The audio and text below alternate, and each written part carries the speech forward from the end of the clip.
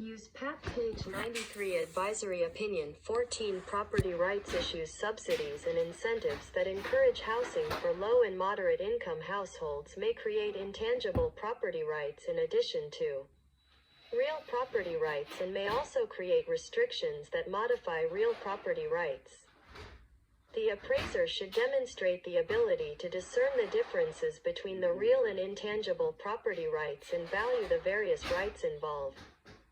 Low-income housing tax credits, LIHTCS, are an example of an incentive that results in intangible property rights that are not real property but might be included in the appraisal. Project-based rent subsidies are an example of a subsidy accompanied by restrictions that modify real property rights. Appraisers should be aware that tenant-based rent subsidies do not automatically result in a property right to the owner or developer of subsidized housing.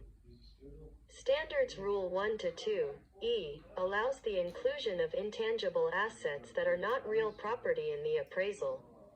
When personal property, trade fixtures, or intangible items are included in the appraisal, the appraiser must analyze the effect on value of such non-real property items, as required by Standards Rule 1-4(g).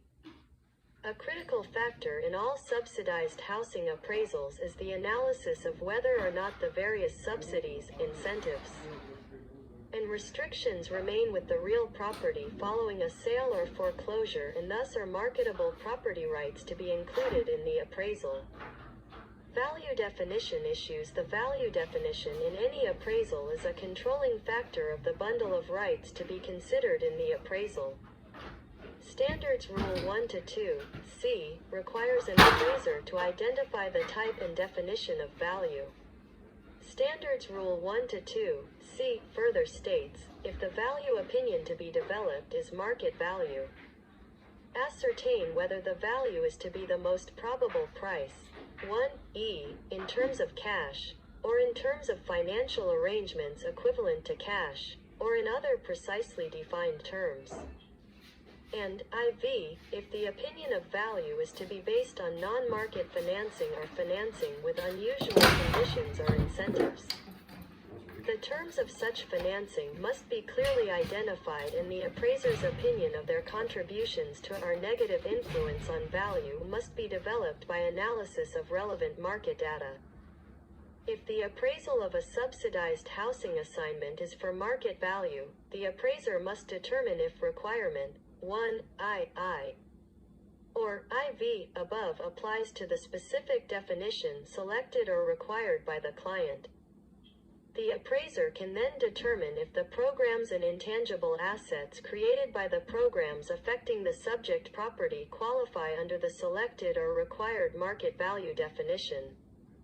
This determination requires competent knowledge of the programs and whether the programs qualify under IE, E, or IV, above.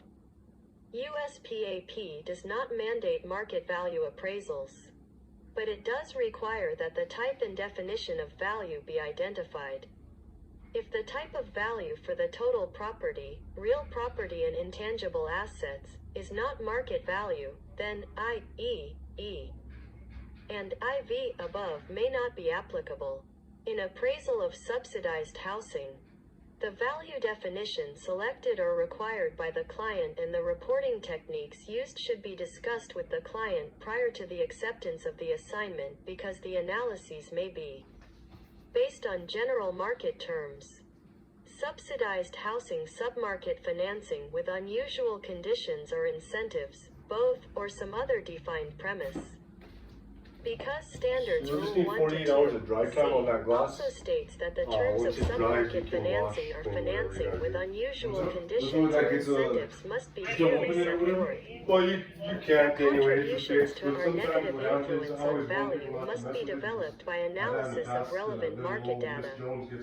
Subsidies and incentives should be explained in the appraisal report, and their effect on value, if any, needs to be reported in conformity with Standard 2.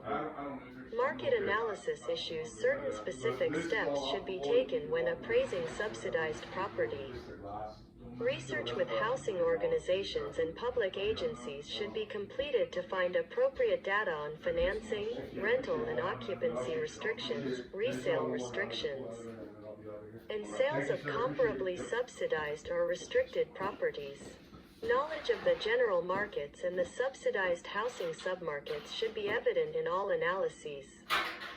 The market analyses should also address the subject's ability to attract a sufficient number of subsidized tenants. Reversion projections should be based on interviews with market participants. Any factual information from developments that have reached the expiration of their subsidies, incentives, and restrictions, and other relevant information. Advisory Opinions 2018-2019 edition, The Appraisal Foundation, ILI 93. Thanks again, Matt. Am I close this or just the screen door? Okay.